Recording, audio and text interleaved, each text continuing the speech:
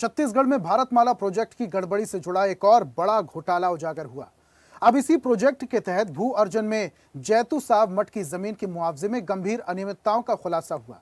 जांच में पाया गया कि राजस्व अधिकारियों, भूमाफिया और रसूखदारों की मिलीभगत से मठ की जमीन का मुआवजा फर्जी तरीके से हड़पा गया है।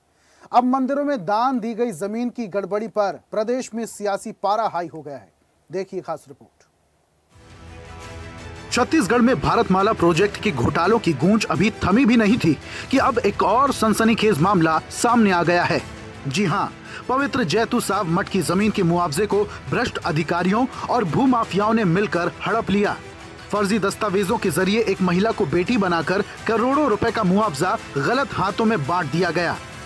आर्थिक अपराध शाखा और एंटी करप्शन ब्यूरो की जांच में बड़े खुलासे हो रहे हैं, जिसके बाद अब प्रदेश भर के सभी मंदिर मठों ने इस घटना से सबक लेते हुए एक बड़ा फैसला लिया है।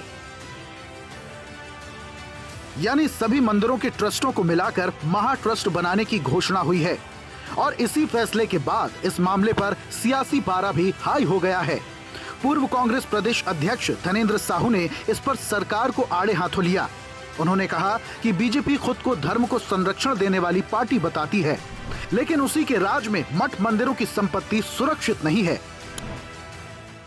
एक तरफ यहाँ की भारतीय जनता पार्टी की सरकार अपने आप को धार्मिक संरक्षण देने वाली पार्टी बताती है, धार्मिक पार्टी अपने आप को बताती है, ढिंढोरा पीटती है, और वहीं हमारे जितने भी मंदिर धार्मिक ट्रस्ट हैं उनकी संपत्ति भूमि माफियाओं के द्वारा बेची जा रही है, उसमें अवैध कब्जे किए जा रहे हैं, अवैध बिक्री की जा रही है।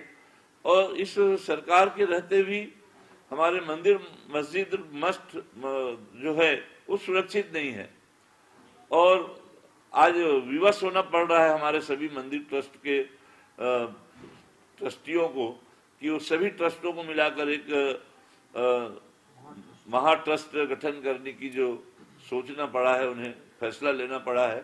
और यही साबित होता है कि सरकार के द्वारा उनकी, जबकि सरकार के द्वारा भी उसमें ट्रस्टियों में कलेक्टर भी ट्रस्टी होता है, तो इसके बावजूद भी सरकारी संपत्ति और धार्मिक ट्रस्ट की संपत्तियों को सुरक्षा नहीं दे पाना बहुत बड़ा ये प्रश्न चिन्ह होता है।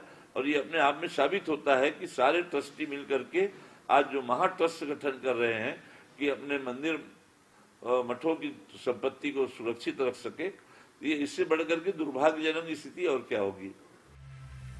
इधर कांग्रेस के बयान पर प्रदेश के डिप्टी सीएम विजय शर्मा ने पलटवार किया।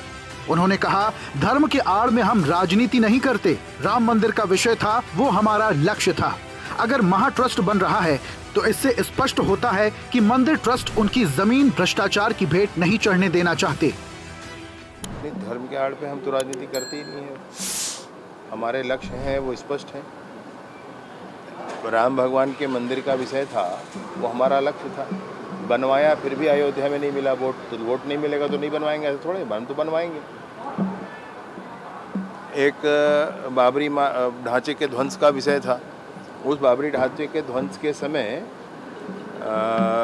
ये आरोप लग गया कि भाजपा के लोगों ने कुछ कर दिया।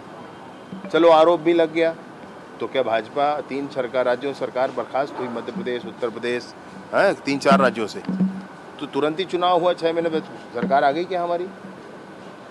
तो उससे घाटा हुआ कि फायदा हुआ राजनीतिक तौर पर? लेकिन हमारी राजनीति उस पर नहीं है भाई। 100 सरकारें कुर्बान हो जाएं, लेकिन जो लक्ष्य है वो पूरा करके रहेंगे। नहीं, मुझे इस बारे में जानकारी नहीं है। अगर ऐसा कुछ हो रहा है तो एक समझने का विषय है पहले, क्या उसके बाद ही कह पाऊंगा। भारतमाला प्रोजेक्ट के घोटालों की स्याही अभी सूखी भी नहीं थी कि जैतू साहब मठ की जमीन का एक और काला खेल उजागर हो गया। ईओडब्ल्यू और एसीबी ने 4 मुख्य आरोपियों को सलाखों के पीछे पहुंचाया, लेकिन कई बड़े नाम अब भी रडार पर हैं। इस बड़ी गड़बड़ी के तार और कहां-कहां जुड़े हैं, ये देखने वाली बात होगी। रायपुर से सुधीर वर्मा की रिपोर्ट। ताजा खबरों के लिए लाइक, फॉलो और YouTube पर सब्सक्राइब कर बेल आइकन दबाएं। साथ ही ताजा अपडेट्स के लिए swedeshlive.com पर विजिट करें।